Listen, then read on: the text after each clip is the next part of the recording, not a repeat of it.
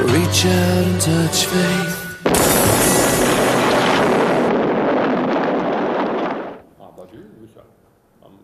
ვაგრძელებთ გადაცემას და ახლა პარიზიდან ჩაგვერთვება თორნიკე გორდაძე, საფრანგეთის ეროვნული თავდაცვის უმაღლესი სკოლის მკვლევარი. ბატონ თორნიკე.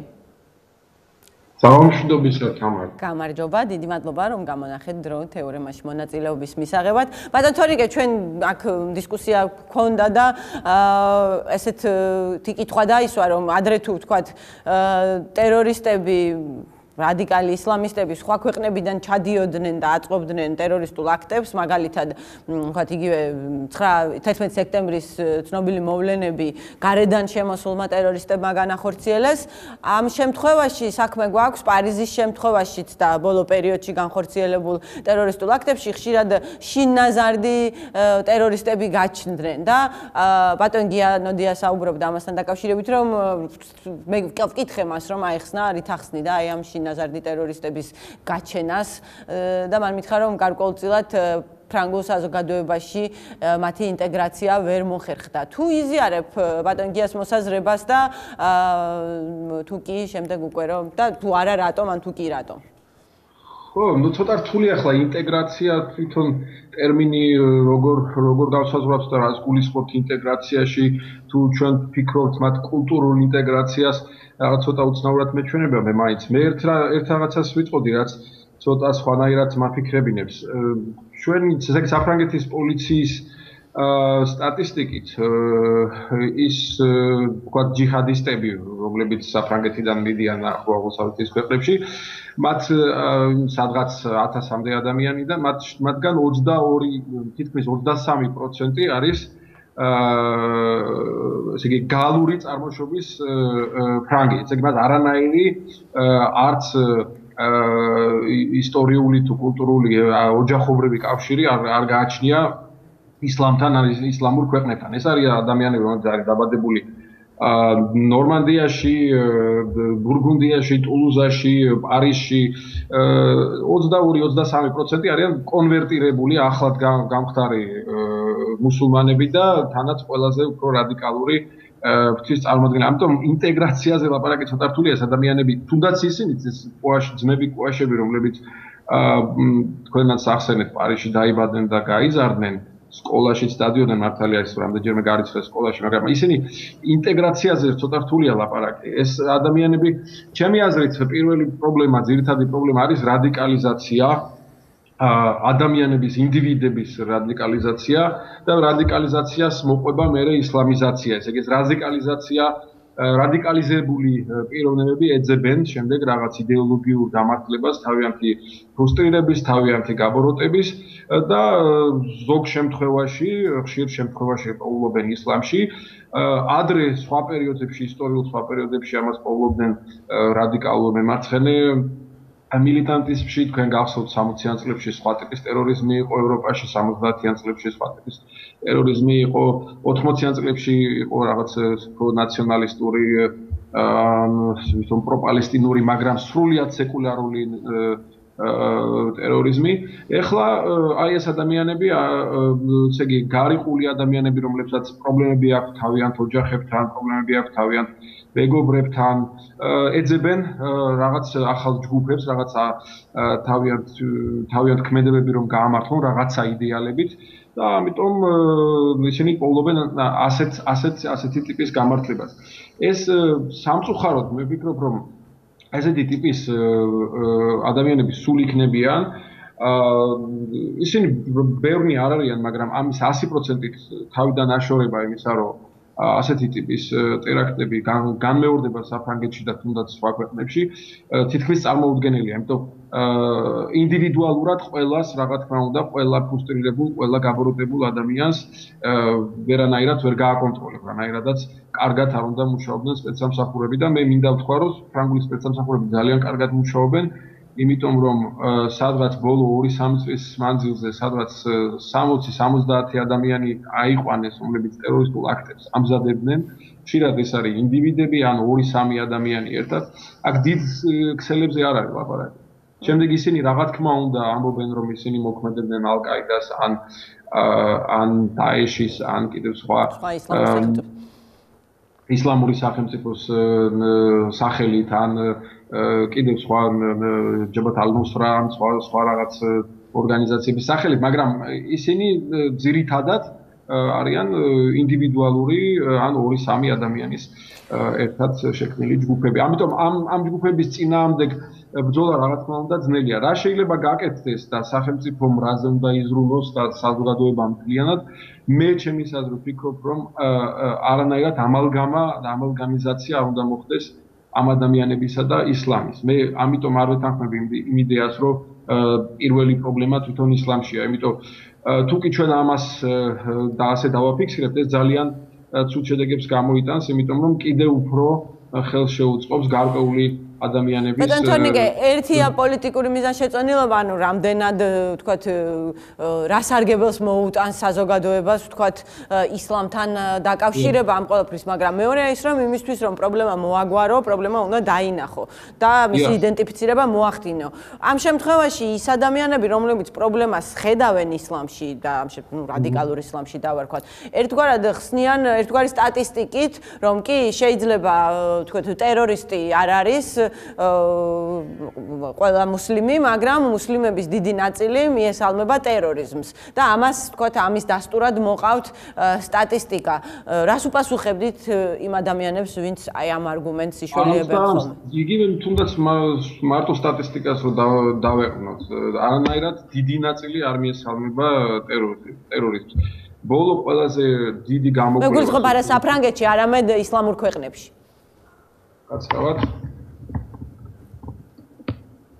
არა, თუნდაც ისლამურ ქვეყნებში ბოლო ყველაზე დიდი გამოკვლევა, სოციალური გამოკვლევა, რაც გალაპმა გააკეთა, 50,000 მუსულმანი გამოიკითხა 35 მუსულმანურ ქვეყანაში. ეს იყო რამოდენიმე წლის შემდეგ 11 სექტემბრის ტერაქტების შემდეგ. 93%-მა მე ვამბობ მუსულმანური ქვეყნების 35 ქვეყანაში გამოკითხულმა 50,000 ადამიანიდან 93%-მა დაგმო. ეს ძალიან დიდი ციფრია. 7%-მა, რომელმაც არ დაგმოდა მიესალმა, ამ 7%-დან ყველა ფაქტიურად უდიდესი უმრავლესობა იყო მიესალმებოდა ამას არა რელიგიური მოტივებით, არამედ პოლიტიკური მოტივებით. ამბობდა, რომ ეს არის ამერიკის ბრალი და ასე შემდეგ და პალესტინა და ასე სხვა საკითხები მოყავდა პოლიტიკური საკითხები. ამიტომ მე ვერ ვხედავ ესე იგი არა მარტო არა მიზანშეწონილად მიმაჩნია, არამედ არასწორად მიმაჩნია ისლამის დადანაშაულება ასეთი ტიპის ინდივიდუალურ აქციებში. მაშინ შეგვიძლია ჩვენ ქრისტიანობაც დავადანაშაულოთ მრავალი დანაშაულების გამო, რაც ქრისტიანობის სახელით ჩაიდინეს ისტორიაში და ეხლაც დღემდეც თქვენ გადაავლეთ თვალი აფრიკაში მაგალითად არსებობს ძალიან რადიკალური ქრისტიანული დაჯგუფებები უგანდაში, მაგალითად Lord's Liberation Army, რომელიც ღმერთის და ქრისტიანობის სახელით ანადგურებს ასობით და ათასობით ადამიანს, ასევე არის ცენტრალურ აფრიკულ რესპუბლიკაში ანტიბალაკას მოძრაობა, რომელიც მუსულმანების გენოციდი ჰქონდათ მათ ფაქტიურად დაწყებული და შეაჩერეს ბოლო რამოდენიმე თვის განმავლობაში. ნუ ესეთი რაღაცები სამწუხაროდ მარტო ისლამისთვის არ არის დამახასიათებელი. ბუდისტები მაგალითად ბირმაში, სამხრეთ ბირმაში ასობით ადამიანი ამოწყვეტეს და არავინ არ იტყვის, რომ ბუდიზმი არის აგრესიული ვთქვათ რელიგია, ხო? ამიტომ მე არ მიმაჩნია, რომ იმ უცირესი ძალიან ცოტა მუსულმანი, რომელიც მიესალმება ძალადობას, ამის გამო ჩვენ მთელი რელიგია დავადანაშაულოთ მაშინ როგორ ახსნით, თუ კი კარგი მუსულმანები არიან, მხოლოდ ისინი, ვინც ძალადობას მიესალმება, როგორ ახსნათ, რომ 99 და კიდევ უფრო მეტი პროცენტი მუსულმანების, რომლებიც 1000 სხვანაირ ხერხებს მიმართავენ, იგივე საფრანგეთის მუსულმანების ძალიან ბევრად უფრო მეტი ფრანგი მუსულმანი არის დასაქმებული საფრანგეთის პოლიციაში, საფრანგეთის ჯარში, იუსტიციის სისტემაში, ვიდრე ისინი, ვინც მიდიან სირიაში ან ერაყში საბრძოლველად.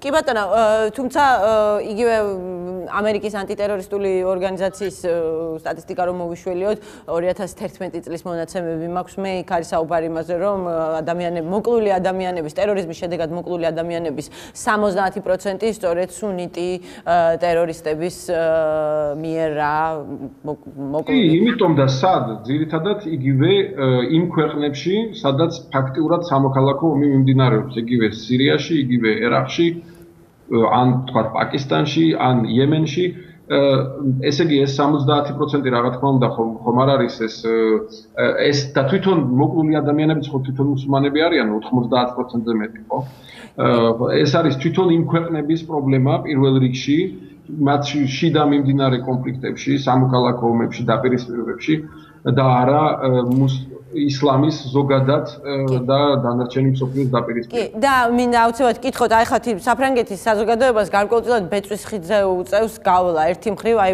რაფაელ გლუქსმანთან მქონდა ინტერვიუ დღეს ოდნავ ადრე ახლა გავიდა ჩანაწერი და ერთი მხრივ არის საუბარი ფაქტია რომ ეს აქტი ჩაიდინეს მუსლიმებმა და მეორე მხრივ ძალიან რთულია რომ გვერდი აუარო და რაღაცნაირად არ მოხდეს ისლამოფობიური განწყობების გაღვივება. მით უმეტეს რომ უკვე კარგახანია წარმატებას აღწევს, აი თვითმმართველობის არჩევნები ავიღოთ, იგივე ევროპარლამენტის არჩევნები ავიღოთ, ულტრამემარჯვენე მარინ ლე-პენი, რომელიც განსაკუთრებით გამოირჩევა ისლამოფობიური რიტორიკით, ანტისაიმიგრაციო ინიციატივებით. როგორ ფიქრობთ, რამდენად შეძლებს საფრანგეთი თავი აარიდოს აი ამ საფრთხეს, რომ არ გადაიზარდოს, თქვათ, აი ეს კონსოლიდაცია საზოგადოების, რაც ჩვენ ვნახეთ, ერთგვარ ისლამოფობიაში? მე მიმაჩნია რომ სწორედ ეს არის დღეს მთავარი გამოწვევა. მე ძალიან გამიხარდა გულშინდელ კადრებს რომ უყურებდი 4 მილიონი ადამიანი რომელიც საფრანგეთის სხვადასხვა ქალაქებში გამოვიდნენ ქუჩაში არც ერთი მოწოდება არ იყო მიუხედავად იმისა რომ ესეთი ამდენი მსხვერპლი და მართლა შოკის მომგვრელი ტერორისტული აქტები მოხდა არც ერთი მოწოდება არ იყო ისლამის და ფრანგი მუსულმანების წინააღმდეგ ეს მეტყოლებს საზოგადოების განვითარების მაღალ დონეზე, შეგნების მაღალ დონეზე, ეროვნული შეგნების მაღალ დონეზე და ეს ამან მე ძალიან დიდი იმედი მომცა. თვითონ ქალბატონი ლე-პენიც ვეღარ ამბობს ისე ღიად ვერ უკავშირებს ამ პრობლემას ესე ღიად, მაგრამ პოლიტიკოსების ნაწილი რა თქმა უნდა, როცა ეს ეიფორია გაივლის, შეეცდებიან ისინი გადაიტანონ საუბარი იგივე იმიგრაციაზე. იმიგრაციის თემა რა თქმა უნდა ძალიან მნიშვნელოვანია და იმიგრაციის კონტროლი პირველ რიგში ეკონომიკური თვალსაზრისით. მაგრამ კიდევ ერთხელ გაგახსენებთ იმ ფაქტს, რომ ძმები კუაშები იმიგრაციის კი არა შედეგად კი არა პარიზში დაბადებულები არიან ისინი. პარიზში დაბადებული და გაზრდილი ადამიანები არიან, მათ ხომ არ გაასახლებ და სად უნდა გაასახლო? არა, მათ არც ერთი ძმა მაგალითად არ ლაპარაკობდა არაბულად ნორმალურად და ეს ადამიანები, რომლებიც მას იცნობდნენ, ყვებიან რომ 2000-იან წლებში, როდესაც ისინი მეჩეთში დადიოდნენ, იმამთან ჰქონდათ იმამი არ მოწონდათ, იმიტომ იმამი ლაპარაკობდა არაბულად და მოძებნეს ვიღაც სხვა ესეთი ლიდერი, თვით გამოცხადებული ლიდერი, რომელიც მათ ფრანგულად უხსნიდა რაღაც გარკვეულ და ბევრად უფრო რადიკალურ ისლამს თვით მის მიერ გამოგონებულ, მათ მიერ გამოგონებულ ისლამს, რომელიც დასავლეთს უპირისპირდება და მათთვის თავარი იყო საზოგადოებასთან დაპირისპირება და არა ისლამის გაგება ან შესწავლა. ასეთი ადამიანები ყოველთვის ეს ისლამი, რომელიც სპეციალურად არის იმისთვის შექმნილი, რომ აი დაუპირისპირდეს დასავლურ ცივილიზაციას, მოძებნის რა თქმა უნდა ზოგ გარკვეულ ადამიანებში კი ბატონო და ბოლო კითხვა ერთი არიან ადამიანები რომელს როგორც უკვე გითხარით ხელს ისლამისკენ იშვერენ მაგრამ გაჩნდნენ ისეთებიც რომელთაც ხელი მსხვერპლისკენ გაიშვირეს და თქვეს რომ მათ მოახდინეს მუსლიმების პროვოცირება შეურაცხყვეს რა მათი მუჰამედი წინასწარმეტყველი მუჰამედი თუ შეგიძლიათ თქვენ საფრანგეთის კულტურის ნაწილი ხართ ერთგვარად უკვე რახანია მან ცხოვრობთ. რას ნიშნავს შარლი ებდო, რას ნიშნავდა და რას ნიშნავს ახლა საფრანგეთისთვის? რატომ არის ეს მნიშვნელოვანი და რა შეიცვალა 7 იანვრის შემდეგ? ცით მნიშვნელოვანი საფრანგეთისთვის არის არა ის იდეები, კონკრეტული იდეები, რომელსაც შარლი ებდო ატარებდა. იმიტომ ბევრისთვის მართლაც მიუღებელი იყო, იმიტომ რომ მათ ჰქონდათ ძალიან ხისტი, ხშირად უზრდელური მანერა გამოეხატათ თავიანთი აზრები. მაგრამ შარლი ებდო მე მინდა გაგახსენოთ, შარლი ებდო შეიქმნა 1979 წელს. მანამდე არსებობდა სატირული ჟურნალი, რომელსაც ერქვა ხარაკირი. და ხარაკირი დაიხურა 1979 წელს პრეზიდენტ პომპიდუს გადაწყვეტილებით, იმიტომ რომ მათ დასცინეს შარლ დე გოლის გარდაცვალების დღეს, დასცინეს შარლ დე გოლს და პომპიდუმ რა თქმა უნდა ეს ჩათვალა ზედმეტად და ჟურნალი დაიხურა. მაგრამ იმავე ერთი კვირის შემდეგ გაჩნდა ახალი ჟურნალი და ერქვა შარლი ებდო, რატომ ქვია შარლი? იმიტომ შარლი იყო შარლ დე გოლის სახელი, შარლ დე გოლის სახელი. და ისინი კიდევ უფრო მეტად დაიწყეს შარლ დე გოლის კრიტიკა და დაცინო.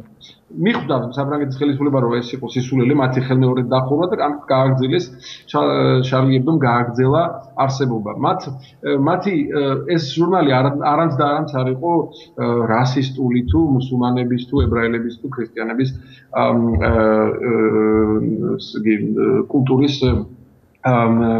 კულტურის შემურაცმული ჟურნალი. ეს იყო თავისუფალი აზროვნების გარანტი იმისა, რომ ესეთი ჟურნალი შეიძლება არსებობდეს საფრანგეთში, ბევრ ადამიანს აძლევდა იმის საბაბს, რომ ეთქვა, რომ ეს ჩვენი ქვეყანა არის ბოლომდე თავისუფალი ქვეყანა, ყველას, მათ შორის ადამიანებს, რომლებიც დასცინეს რელიგიას, აქვს უფლება არსებობდეს. მე ორ ეპიზოდს მოყვები, სანამ ძალიან მოკლედ, რამაც ჩემთვის ახსნა ძალიან ბევრი რამე, რაც მოხდა საფრანგეთში. პირველი ეპიზოდი იყო როდესაც ეს ტრაგედია მოხდა, კათოლიკური ჟურნალი არის, ფილოსოფიური ჟურნალი, Etudes საფრანგეთში, საკმაოდ ცნობილი, იეზუიტები გამოსცემენ ამ ჟურნალს. მათ რა თქმა უნდა დაგმეს შარლი ებდოს ტრაგედია და მათ გამოაქვეყნეს შარლი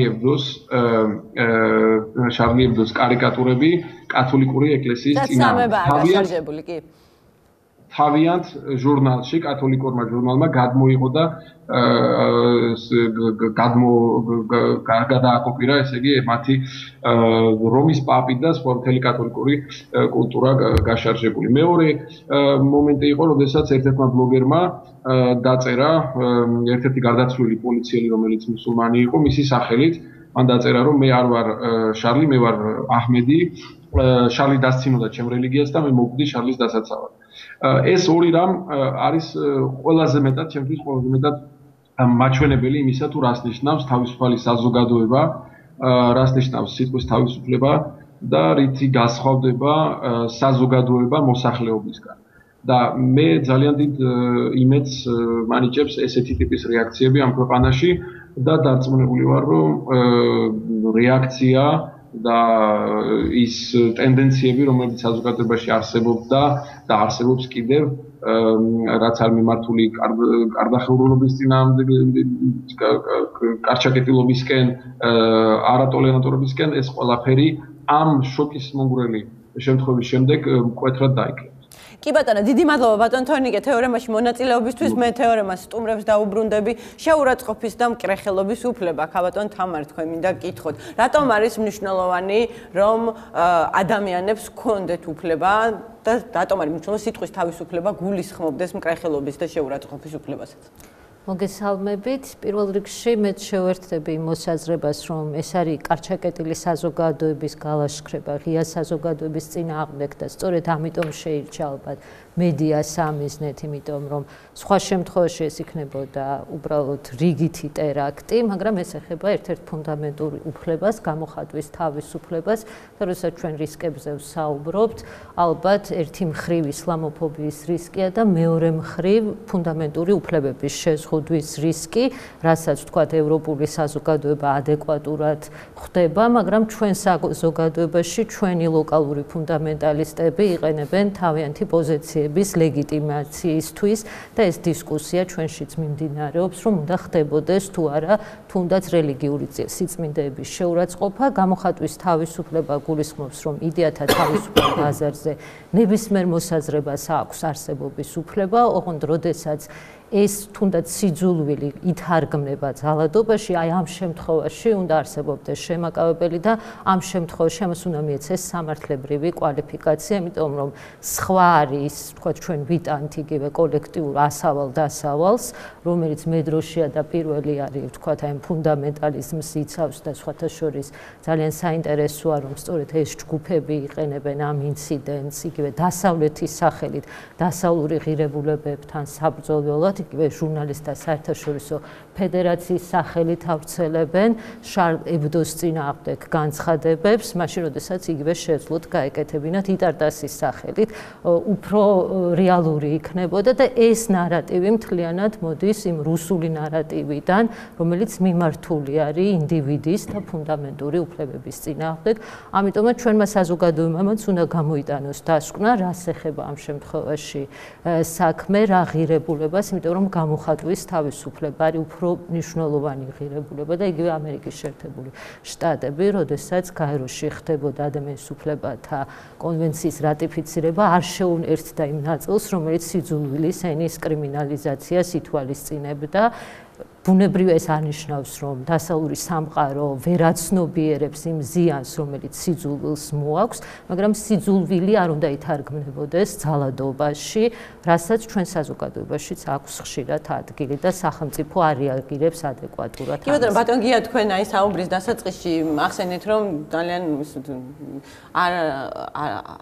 ესეთ როგორ გააკრიტიკეთ შარლი ებდოს თავისი მხატვრული თუ ღირებულების გამო თუ არ ვიცი მე ჩათვალეთ რომ იქ გამოქვეყნებული კარიკატურები მხარისხოდა, მაგრამ ერთია ეს თქვენ თქვით სწორად ძალიან საეჭვო ღირებულების შემოქმედებით. კი ბატონო, მაგრამ ერთია თუ არ გაჩნდა ესეთი წარმოდგენა, აი მომიწია კამათი, აი სამი დღეა გამოხატვის თავისუფლებასთან დაკავშირებით ვატარებ ერთგვარ მას რა ქვია როგორ ხადაგებ Facebook-ზე და მომიწია კამათი მასთან დაკავშირებით რომ არ არის აუცილებელი ეთანხმებოდე პრაქტიკას, ანუ პრაქტიკის დაცვა არ არის აუცილებელი იმისთვის რომ ამ პრაქტიკის განხორციელების უფლება დაიცვა. თუ შეგიძლიათ თქვენ რომ ამიხსნათ ამ შემთხვევაში თქვენ რომელიც საეჭვოდ ღირებულებისად მიიჩნევთ ამ ჟურნალს, რატომ თვლით რომ უნდა გქონდეს მას არსებობის უფლება საზოგადოებაში? აი ჩემთვის აბსოლუტურად მიუღებელი იყო ამ ჟურნალის ის ნაწილი, რომელიც სამ მონოთეისტურ რელიგიას ეხებოდა.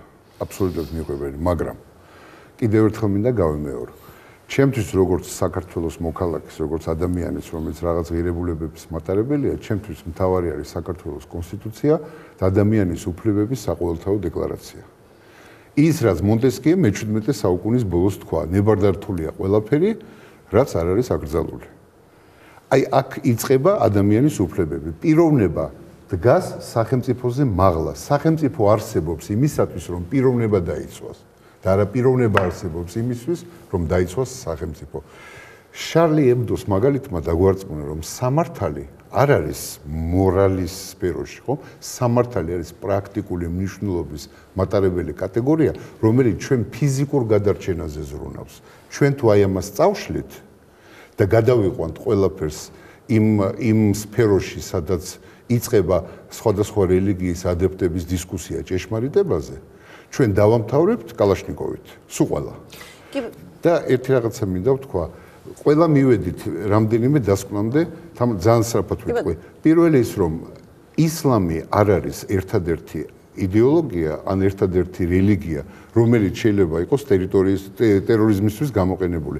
70-იან წლებში მინდა ყველას გავახსენო, როდესაც გერმანიაში დაქროდნენ ბადენ-მაინჰოფის ჯგუფი, როტე არმია ფრაქციონ, რომელიც თავის თავს მარქსისტებს ეძახდნენ და 1000 მაგალითი შეგვიძლიათ მოვიყვანოთ. ეს არც არაბები იყვნენ, არც მუსულმანები იყვნენ, ესენი იყვნენ ძალიან მაღალი კლასის მაღალი სოციალური კლასის წარმომადგენელი პირები. მეორე თეზისი, რაც აუცილებლად უნდა ვთქვათ, არის ის, რომ საქართველოში, მოდით ახლა ისლამზე დისკუსია ულემებს დაუთმოთ, ჩვენ ვილაპარაკოთ ჩვენ ქვეყანაში. საქართველოში სკოლიდან დაწყებული ბავშვმა უნდა ისწავლოს სამართალის, ჩვენი კონსტიტუციის, სამართალის, დემოკრატიის ფუძემდებლური პრინციპები. მოქალაქედ ჩამოყალიბდეს. მოქალაქედ ჩამოყალიბდეს. და მესამე რაც ყველაზე მთავარი არის ის რომ აბსოლუტურად ვეთანხმებით ამას, ყველა ვთანხმდებით ამაზე, ვინც აქ გამოდის ამ სტუდიაში და უამრავი ხალხი ვინც ამ სტუდიის გარეთ არის ის რომ შენ შეგიძლია გეზიზღებოდეს ის, რაც კერძო კონკრეტული ტელეარხი ან გაზეთი იცავს, ან პროპაგანდირებას უწევს, მაგრამ ეს შენ უფლებას არ გაძლევს შენი იდეოლოგიური პროტესტი გადაიყვანო ძალადობაში. არსებობს ჩვენი სამართალით, ჩვენი კანონმდებლობით და ჩვენი კონსტიტუციის განსაზღვრული მეთოდები, როდესაც შენ შეგიძლია ამას ებრძოლო. დარწმუნებული იყავით, საფრანგეთში ადვოკატებში არის უამრავი უმაღლესი კლასის პროფესიონალი, რომელიც არის არაბული წარმოშობის ან და მუსულმანი, რომელთაც მშვენივრად შეეძლოთ მოეწყოთ საზოგადოებრივი და სამართლებრივი კამპანია ჩარლი ებდოს საწინააღმდეგო. უნდათ კი, შეიძლება ვარც აწუხებდათ და იმიტომ რომ ზოგიერთი ამისთანა გამოვლინება უფრო ფსიქიატრიის სფეროში არის, ვიდრე პოლიტიკის, იდეოლოგიის ან რელიგიის.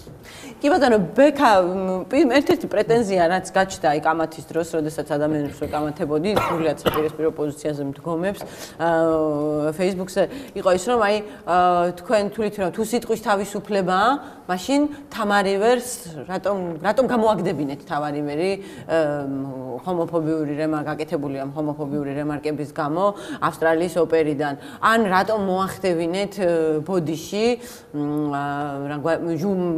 ნანუკა ჟორჟოლიანს თქვათ იგივე სტიგმატიზების გამო იეჰოვას მოწმეების სტიგმატიზების გამო თავის გადაცემაში მე შევეცადე ეს ამეხსნა მათთვის მაგრამ თუ შეიძლება რომ მაყურებელს რომ განვუმარტოთ რა განსხვავებაა თქვათ იგივე აი თამარიმერის ინციდენტსა და ყველაფერი დანარჩენს შორის ანუ როგორ უპირველეს ყოვლისა ვიტყვი იმას რომ არ უნდა წარმოვიდგინოთ ისე თითქოს ევროპის სახელმწიფოებში არ არის ზღვარი სიტყვისა და გამოხატვის თავისუფლებისთვის ყველა სახელმწიფოში, ევროპულ ყველა სახელმწიფოში ან განსხვავებით ამერიკის შეერთებული შტატებისგან და საქართველოს კანონმდებლობისგან, მაგალითად გამოხატვის თავისუფლების სტანდარტი მაღალია გაცილებით, იზღუდება გამოხატვა, თქვათ, რასისტული შეურაცხყოფის მიმართულებით, ზოგიერთ ქვეყანაში დღემდე არის დარჩენილი მკრეხელობის ამკრძალავი და უხამსობის ამკრძალავი კანონმდებლობა. თუმცა პარტიკულად მათი აპლიკაცია აღარ ხდება.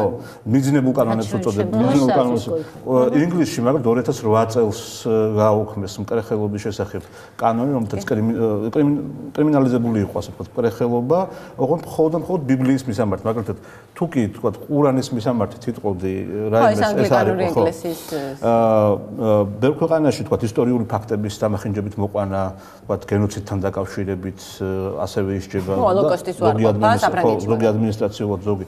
მე ვფიქრობ, რომ უპირველეს ყოვლისა პასუხი, ერთ-ერთი მთავარი პასუხი დასავლეთის აი ამ ტერორისტულ აქტზე და შეტევაზე დასავლეთის წინააღმდეგ უნდა იყოს მეტი თავისუფლების დაშვება ამ თვალსაზრისით ევროპაში და ხო აბსოლუტურად მოშლა აი ამ გამოხატვის შემზღუდავი ნაწილობრივ შემზღუდავი კანონმდებლობისა იგივე თქვათ ევროკონვენცია აწესებს რამდენიმე საფუძველს, რათა შეიზღუდოს გამოხატვა, თქვათ, მორალი, წესრიგი, უსაფრთხოება და სხვათა უფლებები. მაგალითად, ქართულ და ამერიკულ კანონმდებლობაში სხვათა უფლებებია, მხოლოდ ანუ თუ კი, თქვათ, პირდაპირ ძალადობისკენ მოუწოდებს ადამიანი და ამას შეიძლება კონკრეტული შედეგი ეს უნდა იყოს ერთ-ერთი მთავარი პასუხი დასავლეთისა ლიბერალური სამყაროსი ტერორიზმის წინააღმდეგ. და რაც შეეხება იმას, თუ როგორ დაუპირისპირდეთ მაშინ, ხო, კიდევ ერთი რამე მინდა ვთქვა, აი მაგალითად 2005 ესეც არ არის, რომ ისლამის შეურაცხყოფელი გამონათქვამები არ ისჩებოდა მათ შორის დასავლეთში, მაგალითად 2005 წელს 5000 ევროს გადახდა მოუწია ჯარიმის სახით ბრიჯიტ ბარდოს ისლამის წინააღმდეგ კი, თუმცა სატირა არის განსხვავება ამ შემთხვევაში სატირას ასევე აი ახლა გამოვიდა უელბეკის წიგნი და მე მგონი უჩივიან კიდევაც აქ პრობლემა რა იყო იცი რომ ტერორისტებს და ფუნდამენტალისტებს უჩივიათ რამდენი ორჯერ წახურეს ეს ჟურნალი რაღაც არ სურთ სამართლებრივი გზის გამოყენება მათ თუნდაც კაფიოთ დაანახონ რომ ისინი უარყოფენ იმ ძალაუფლებას, რომ იმ სახელმწიფოს, რომელიც მიმართულია ადამიანის უფლებების დაცვისკენ და შედეგად მიიღეს ის, რომ ეს ჟურნალი თუ გამოდიოდა 70,000 ტირაჟით, 60,000 ტირაჟით, დღეს გამოდის მილიონი. არაჩვეულებრივი ჟესტი იყო, აი რაც თორნიკემ ახსენა კათოლიკური ჟურნალისტს, რომ გადმობეჭდეს სწორედ ის კარიკატურები, რომლებიც კათოლიკურ ეკლესიას შეურაცხყოფდა. და რომელიც სხვათა შორის ამ ეკლესიის სიძლიერის მაჩვენებელია. ჩვენ თუ მე-20 საუკუნის დასაწყისში გაუძელით რომის იმპერიას, ჩარლი ებდოში დაჯღაბლილ რამდენიმე კარიკატურას ნამდვილად გაუძლო. რა თქმა უნდა, ეხლა ეგ სხვა სიტყვაზე გადაყვავს ჯელობა იმით, რომ თქო შეურაცხყოფს თუ არა მართლაც ღმერთს, ან რელიგიურ იდეას, ან რელიგიურ გზნობებს, ესეთი კარიკატურა, მაშინ შეგვიძლია საერთოდ დავხუროთ.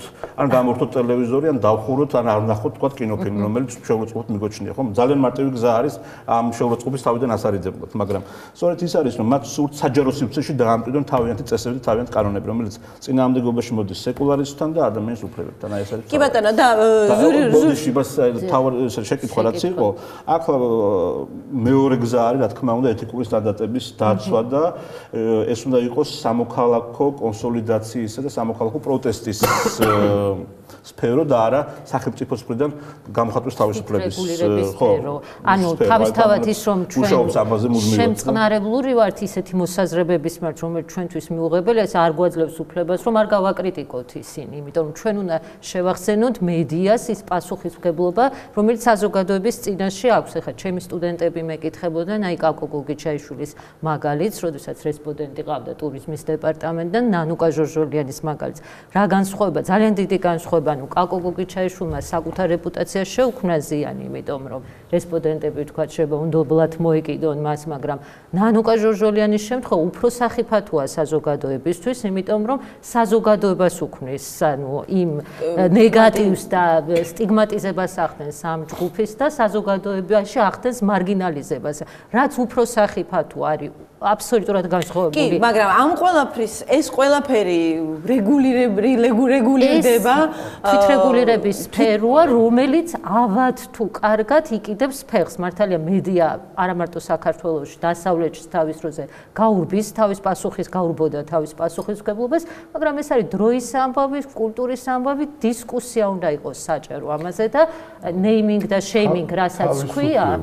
ეს არის იდენტიფიცირება და შერწყენა. ბატონ გიას უნდა რაღაც თქონდა, მე გურიკა უნდა. სამართლებრივი მხარე, რადგან იყო საუბარი, თუნდაც აი ფორმალური თვითრეგულირების მხარე, მაგრამ არის მორალური სტანდარტები, არის კარგი საზოგადოების ან ძილობიანი საზოგადოების, ну პრაქტიკულად სამოქალაქო civil საზოგადოებაც, ასე ვთქვათ, აქედან მოდის ეს ცნება, რომ თუ შენ გინდა იყო კარგი მიღებული კარგ საზოგადოებაში, უნდა მოიქცე ისე როგორც ზრდილობიან საზოგადოებაში უნდა მოიქცე და თქვა ქაბატონი ივერის მაგალითი სწორედ ეს არის. ახლა არავინ არ უგზავნოს მას სიმღერას, მაგრამ ну იმ ავსტრალიის ოპერაში რომ იმღერო, უნდა იყო რაღაც ის მორალური სტანდარტები უნდა დაიცვა, რაც დილობიან საზოგადოებაში არის მიღებული და იმ საზოგადოებაში მიღებული სტანდარტები გამორიცხავს ისეთ გამონათქვამებს, რომელიც მას ჰქონდა.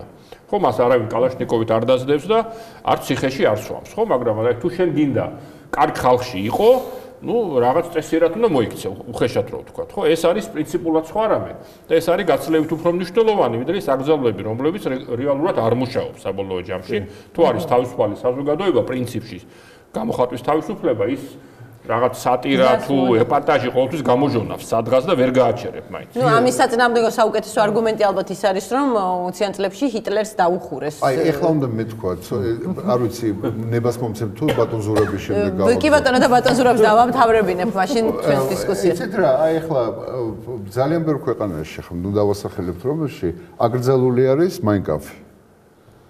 რაც აბსოლუტურად არ უქმნის ადამიანს, რომელსაც უნდა მაინკამფის ყიდვა და წაკითხვა, რაიმე დაბრკოლებას, იმიტომ რომ შენ წყარად შეგიძლია ეს გამოიწერო Amazon-იდან, eBay-დან და ასე შემდეგ, ხო? ანუ ისეთ წესების შემოღება, რომელიც ადულად ირღვევა წესების მაგრამ ამავე დროს შენ ამ წიგნს უქმნი აკრძალულის ფლორს, რომელსაც 35-40 წლის ადამიანი, რომელსაც ცხოვრების გამოცდილება აქვს, უკან ადვილად გაუმკლავდება და 18 წლის ახალგაზრდა, რომელსაც ეს გამოცდილება არ აქვს, იღებს კითხულობს და თვლის ჭეშმარიტებად ბოლო ინსტანციაში.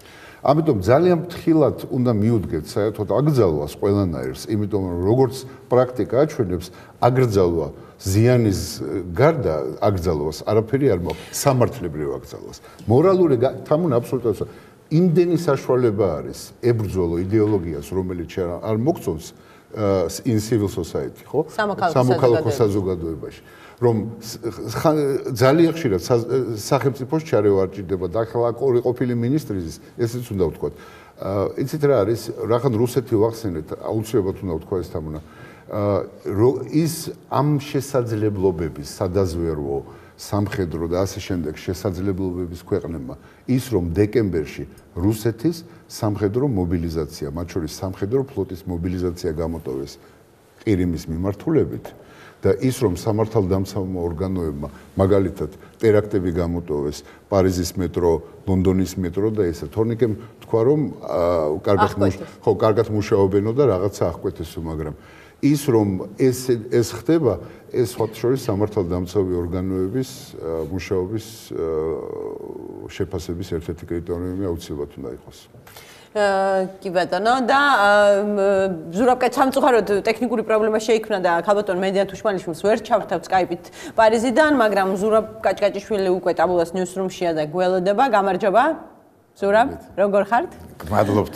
ბოდიში რომ ამდენ ხანს გაცდევინეთ, მაგრამ აი ძალიან ბევრი სტუმარი იყო და დისკუსიის მოსმენის შესაძლებლობაც მოგეცათ.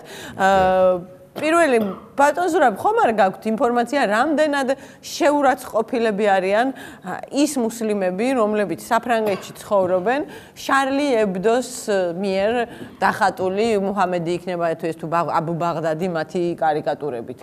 იცით რა, მე პირველ რიგში იმას ვიტყვი, რომ რა თქმა უნდა, ბევრი ინფორმაცია მივიღე ამ დღეების განმავლობაში და შეურაცხყოფილი მუსლიმური თემი საფრანგეთში იყო უკვე წინა კარიკატურებიდან, ეს არ არის პირველი შემთხვევა, არც მეორე, არც მესამე. მე უბრალოდ ერთ პატარა ჩართვას გავაკეთებდი, რომ შარლი ებდო შეგნებულად პროვოკაციული ჟურნალი იყო ყოველთვის და ეს იყო სწორედ მისი დაფუძნების მიზანი. კიდევ ერთ ვიტყვი, რომ შარლი ებდო ალბათ ყოველთვიურად მე მგონი სასამართლოში იყო, იმიტომ რომ მას მუდმივად უჩიოდნენ და ჩვენ აქ ლაპარაკი გქონდა თქვენმა სტუმრებმა ახსენეს რა თქმა უნდა ეთიკაც თვითრეგულირებაც, მაგრამ გარდა ამისა არსებობს კანონი და საფრანგეთში ყოველ შემთხვევაში ძალიან ხშირად მიმართავენ, როდესაც რამე არ მოწონთ ან მიაჩნიათ რომ კანონი არის დარღვეული რომელიღაცა და შარლი ებდოს ყავს უკვე 20 წელია ერთი და იგივე ადვოკატი, რომელიც უმუშევრად არ გრძნობს თავს დამერწმუნედ გუშინ უსმინემის ინტერვიუს და მაგრამ ეს არის სწორედ იმის გამო ყველაფერი რომ შარლი ებდო შეიქმნა ვოლტერის ქვეყანაში, იცით თქვენ მშვენივრად რატომ ვახსენე ვოლტერი მისი ფრაზის გამო და შარლი ებდო შეგნებულად პროვოცირებას უწევდა ძალიან ხშირად და ერთსაც ვიტყვი გარდა იმისა რომ რატომ უწევდა რა იყო მიზანი? სწორედ აზრის თავისუფლების, გამოხატვის თავისუფლების დასაცავად მის ალბათ უკიდურეს ფორმაშიც კი. ის ჟურნალისტები, რომლებიც იქ მუშაობდნენ, განსაკუთრებით კარიკატურისტები, გარდა შარლი ებდოსა ძალიან ბევრ სხვა გამოცემაშიც თანამშრომლობდნენ სამწუხაროდ იმ 4 პირის მიმართ უნდა ითქვას წარსულში. იყვნენ ძალიან კარგი პოლიტიკური კარიკატურისტები, ლემონში თუ ბევრ სხვა ჟურნალში რეგულარულად, ყოველკვირეულად ან ყოველდღიურად ქვეყნდებოდა მათი ძალიან მნიშვნელოვანი, ხოლო შარლი ებდოს იყენებდნენ სწორედ ამ პროვოკაციებისთვის. რომ გამოცდა მოეწყოთ საფრანგული გამოხატვის თავისუფლებისთვის, თუ ფრანგულ თავისუფლებას უწყობდნენ გამოცდას თუ მე ყოველ შემთხვევაში მათ ასე მიაჩნდათ. მათ მიაჩნდათ, რომ სწორედ პროვოცირებით შეიძლება ყოველთვის უფრო მობილიზებული იყოს და არასდროს არ მოდუნდეს არც საზოგადოება და არც ჟურნალისტი და სხვათა შორის ეს ზოგადადაც ფრანგების თვისებაა, იყვნენ განსაკუთრებულად კრიტიკულები. ის შემთხვევა, როდესაც მათ გადმობეჭდეს დანიური ჟურნალიდან მუჰამედზე კარიკატურები, რა თქმა უნდა, შეგნებულად გაკეთდა, წინ უძღოდა ბევრი მსჯელობა, მაგრამ მათ მაინც გადაწყვიტეს ეს გაეკეთებინათ. რაც შეეხება თქვენ შეკითხვას, ბევრი მუსლიმი, რა თქმა უნდა, შეურაცხყოფილი იყო, კიდევ მეტი ნაწყენი იყო, ვინაიდან მათ არ მიიღეს ეს იმდენად სერიოზულად რომ ჩაეთვალათ ეს შეურაცხყოფად, მაგრამ ეს ზოგადად ისლამის ასე ვთქვათ თვისებაა, რომ ყოველ შემთხვევაში ნაწილისა ისლამისა, რომ არ შეიძლება უბრალოდ ფიგურალურად გამოხატულ იქნას წინასწარმეტყველი მუჰამედის ასე ვთქვათ სახე.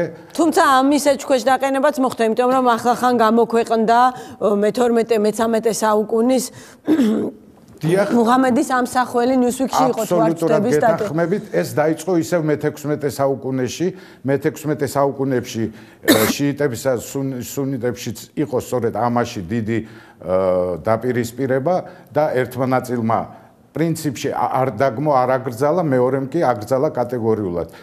მე კიდევ ერთ რამეს ვიტყოდი, უბრალოდ არ მინდა გავგრძელდე, მაგრამ ეს კარიკატურები ჩემის აზრით ყოველ შემთხვევაში იყო მხოლოდ საბაბი. ეს იყო მხოლოდ საბაბი, ეს ტერორისტები, ეს რადიკალი ტერორისტები, რა თქმა უნდა, ყველამ კარგად იცის, რომ ეს არ არის ცენტრალიზებული რაღაც სადღაც ცენტრში დაგეგმილი ოპერაციები. დღევანდელ დღეს უკვე სხვა მეთოდოლოგიაა ტერორიზმის და ინტერნეტში რომ ჩაიხედოს სპეციალისტმა, ნახავს უამრავ მითითებებს, როგორ იმოქმედონ დამოუკიდებლად, თვითონ ამოირჩიონ სამიზნე, თვითონ ამოირჩიონ მეთოდები. ესეც რა თქმა უნდა არის დღევანდელობის მოტანილი, ვინაიდან ამ სოციალური ქსელებით უკვე ხდება ინდოქტრინაციაც პროგრესის შედეგია ერთგვარ. დიახ, ეს არის პროგრესის ტექნოლოგიური პროგრესის შედეგი. ტექნოლოგიური პროგრესის უარყოფითი მხარე, თუ შეიძლება ასე ვთქვათ. და რაც შეეხება შარლი ებდოს ეს ტერორისტული აქტი 17 ადამიანის სიცოცხლე, რა თქმა უნდა, ძალიან ღრმა დანაკარგია, მაგრამ სამაგიეროდ ისე უნდა ითქვას, თქვენ ახსენეთ, რომ შემდეგი ნომერი აგერ 4 შაბათს 2 დღეში გამოვა უკვე მილიონიანი ტირაჟით. შარლი ებდო სხვათა შორის შეგნებულად არასდროს არ ათავსებდა რეკლამებს თავის ჟურნალში, არ ვიცი, იქნებოდა თუ არა მსურველი, მაგრამ ესეც მათი პრინციპი იყო. ისინი მხოლოდ ხელმოწერებისა და გაყიდვების ხარჯზე ცხოვრობდნენ და ბოლო ხანებში თქვენ 70,000 ტირაჟია ახსენეთ, მაგრამ სამწუხაროდ ბოლო პერიოდში ისინი 15,000-საც კი ვერ აცილებდნენ და ამიტომ ხშირად იკეტებოდა დროებით. დიახ და ამიტომ მოხდება ეხლა და ერთიც უნდა ითქვას, რომ იმ 4 მილიონამდე ადამიანი ფრანგი, რომელიც გუშინ საფრანგეთის სხვადასხვა ქალაქებში გამოვიდა, რა თქმა უნდა, მათი უდიდესი ნაწილი არათუ არ კითხულობდა შარლი ებდოს ის ვინც კითხულობდა საერთოდ არც ეთანხმებოდა, შეიძლება ძალიან მცირე ნაწილი შეიძლება ყოფილიყო მათი ასე ვთქვათ ერთგული მკითხველი, მაგრამ ისინი გამოვიდნენ სწორედ ერთი რამის გამო, რომ თავისუფლება აზრის გამოთქმისა რა ფორმაშიც არ უნდა იყოს, არის ხელშეუხებელი და სწორედ ამას იცავდნენ და ამიტომ მე ვარ შარლი არ ნიშნავს მე ვარ შარლის მკითხველი, მისი მხარდამჭერი და ასე შემდეგ.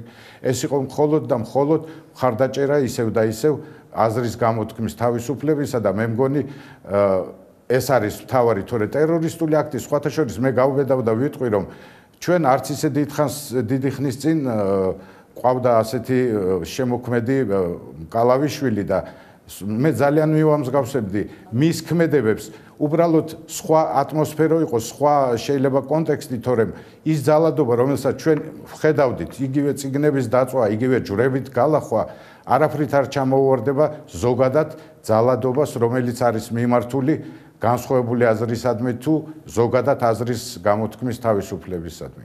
კი ბატონო, დიდი მადლობა ბატონ ზურაბ, საინტერესო ჩართვისთვის და მე დისკუსია დასასრულისკენ უნდა წავიყვანო, ყველას მინდა რომ შეჯამების შესაძლებლობა მოგცეთ, იმიტომ რომ რაღაც მრავალშრიანი დისკუსია, მრავალი მიმართულებით გააღვივა დისკუსია, ერთი ვთქვათ გეოპოლიტიკური მიმართულებით, მეორე ისლამის, მესამე გამოხატვის თავისუფლების და რომელი მიმართულებაც ვთქვათ თქვენ უფრო მნიშვნელოვნად მიგაჩნიათ, შეგიძლიათ შეაჯამოთ გადაცემა და მაყურებელს დავემშვიდობოთ თამონა.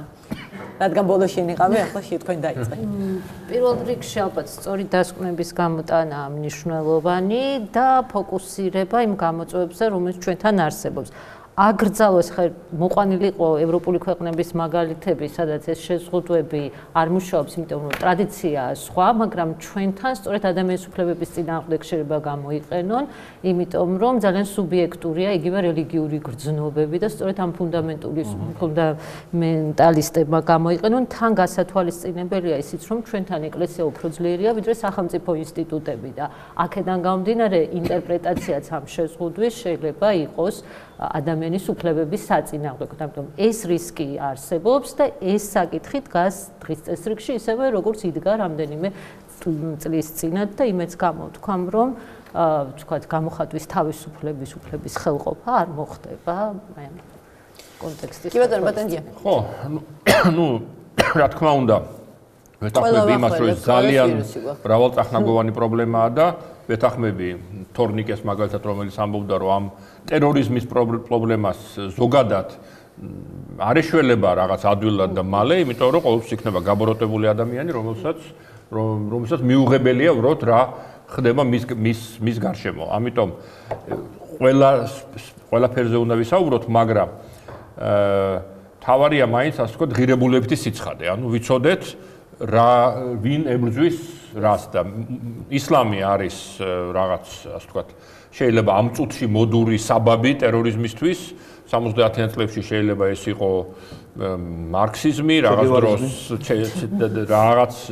დროს იყო ვთქვათ ეთნიკური ნაციონალიზმი და ასე შემდეგ, მაგრამ არსი ეს არის დაპირისპირება თავისუფალ საზოგადოებასა და დახურულ საზოგადოებას შეკეტილ საზოგადოებას შორის. თავისუფალი საზოგადოება თავისი გახსნილობით, წარმატებულობით და ძალით იწვევს აგრესიას სამწუხაროდ და ის რა თქმა უნდა იყოს ყოველთვის ფიზიკურად და კარგად უნდა მუშაობდეს სამსახურებით, ჯარების და ასე შემდეგ, მაგრამ ნუ აი ეს სიმტკიცე აი ამ ღირებულების დაცვაში არის საბოლოო ჯამში მთავარი და იმის თავის მოტყუება რომ აი ვიღაცას ბოდიში მოუხადო ან გლობალურ ისლამს ან პუტინს ან ვიღაცას და ვიღაცას მოელაპარაკო და ვიღაცას თავი მოუქონო და ამით გადაწყვეტ ამ ტერორიზმის პრობლემას, ეს არის ნუ არაეფექტური და თავის მოტყუება და სიცრუეში ცხოვრება იქნება ჩვენთვის.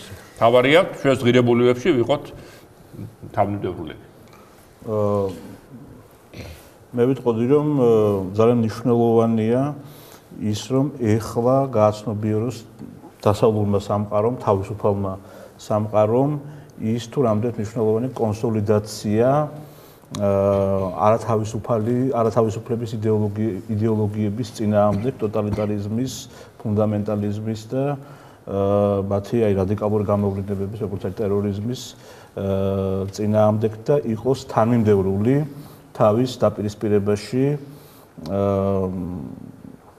ტოტალიტარულ კულტურებთან, თუ შეიძლება ასე ითქვას, ტოტალიტარულ სამყაროსთან, იქნება ეს ისლამისტური ფუნდამენტალიზმი, იქნება ეს რუსეთი, თუ სხვა უბნები, ასე ვთქვათ, დედამიწის ის ადგილები, ის რეჟიმები, რომლებიც თავისუფალ აი ამ პატარა ჟურნალს წვლილი მიუძღვის იმაში, რომ დღეს ჩემი აზრით შეიძლება უფრო შიშულად დაინახოს დასავლეთმა როგორც საკუთარი პრობლემები და გადააფასოს ბევრი რამ რელატივიზმი, ასე ვთქვათ, ღირებულებით რელატივიზმი, ხო, მიგივე მულტიკულტურალიზმი ახსენეთ თქვენ ბატონო გია, გადააფასოს ბევრი რამ და დაიბრუნოს ერთგვარი უნივერსალური გაგება იმ ფასეულობებისა, რომელზეც დგას დღესდღეობით თავად დაიჯერონ იმ ღირებულებებისაც დემოკრატიული ფასეულობების. ეს არის ძალიან მნიშვნელოვანი, ხო, რომელსაც დაცვა ჭირდება და ასევე ძალიან მნიშვნელოვანია, რომ შეტევაში ფუნდამენტალიზმის და ტერორიზმის წინააღმდეგ იყოს თანმიმდევრული. აი ეს არის ძალიან მნიშვნელოვანი, იმიტომ რომ ჩვენ ბოლო წლების განმავლობაში ამ თანმიმდევრულობას ვერ ვხედავთ, თუნდაც 2001 წლის შემდეგ, ამ 9-11 წლის შემდეგ, როდესაც დაიწყო შეტევა ტერორიზმის წინააღმდეგ, მაგრამ შემდეგ დაიწყო კრიტიკა იმ შეტევის, რაც მანამდე იყო დავამთავრეთ გლობალური ომი ტერორის წინააღმდეგ, როდესაც ბინ ლადენი მოკვდა ამასობაში, გავიგეთ, რომ ალ-ქაიდამ, იემენის ალ-ქაიდამ აიღო პასუხისმგებლობა გარკვეულ. ხო და რაც ძალიან მნიშვნელოვანია ასევე ჩემთვის და ყველას ძალიან მნიშვნელოვანი იყოს, რომ რა თქმა უნდა ეს არ უნდა გავაიგივოთ ისლამთან. ეს გზა არის არსაით და უფრო ტოტალური ძალადობისაკენ ჩემი აზრით. ვიცნობ ადამიანებს, რომლებიც წინააღმდეგობას გაწევენ და იტყვიან, რომ კი, უნდა ვაღიაროთ, რომ ისლამში არის პრობლემა, მაგრამ ამ პრობლემის გზები შემდეგ უკვე ამ პრობლემის მოგვარების გზები სხვადასხვანაირად ეს როგორი რაღაცა დაახლოებით იცი რომ აი თქვათ ყველა ბასკი დავადანაშაულოთ იმაში რომ ეტა არსებობდა მაგალითად ან ყველა ირლანდიელი დავადანაშაულოთ იმაში რომ ადამიანების არგუმენტები provisional არსებობდა არგუმენტები მომყავს ვინც თქვათ აი ну ჩემს მოგახსენებთ მე დარწმუნებული ვარ რომ დასავლურ ჩვენი მოკავშირეების საზოგადოებაში ძალიან სერიოზული ანალიტიკური პროცესი დაიწყება რომ კიდევ ერთხელ 2001 წლის ტრაგედიის და ეხლა 2015 წლის ტრაგედიის შემდეგ გაანალიზონ ის მიზეზები, რაც ამ ტერორიზმის გამოვლინებას უწყობს ხელს და კარგი არის რომ გვახსოვდეს რომ მიზეზი უპირველეს ყოვლისა არის სოციალური და პოლიტიკური. არავითარ შემთხვევაში ეს არ არის არც იდეოლოგია და ეს არ არის არავითარ შემთხვევაში არც მით უმეტეს რელიგია. მარქსიზმი არავის არ გაუუქმებია როგორც რეფორმირებული მარქსიზმი. რა დროს მარქსია? არა, უკან დიდი ბოდიში მომიხდია ეს გამოვლენა არის ამის და მეორე ჩვენ ამ თემას ავწთით, მაგრამ მინდა გითხრათ ერთი რაღაცა. 2008 წლის 7 აგვისტოს, როდესაც ჰენკ პოლსენის მაშინდელი ფინანსთა მინისტრის მითითებით სახელმწიფო რეგულატორმა დაურეკა Lehman Brothers ბანკს და უთხრა რომ მათ უნდა გამოაცხადონ გაკოტრება. ეს შესანიშნავად იცოდა რუსეთმა და 7 აგვისტო შემთხვევით არ იყო არჩეული საქართველოში სრულმასშტაბიანი სამხედრო აგრესიისთვის.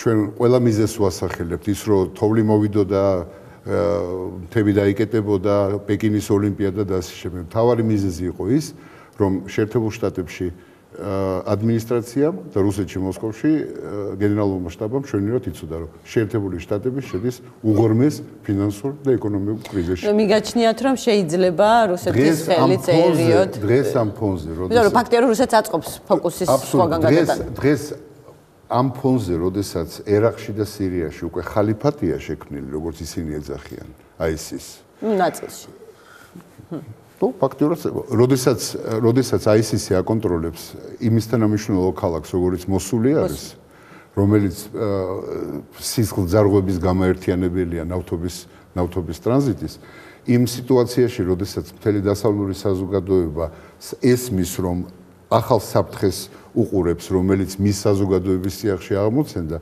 რუსეთისთვის კიდევ ერთი მიზეზი არის იმისათვის რომ უკრაინა მათი ამ ბრანიპოესტ დაჯავშნული მატარებლის ბოლო გაჩერება არ გახდეს.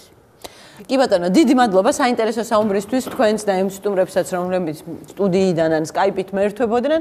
დიდი მადლობა მაყურებელს, რომ გვიანობამდე გვიყურა. ჩვენ ერთმანეთს ხუთშაბათს შევხვდებით.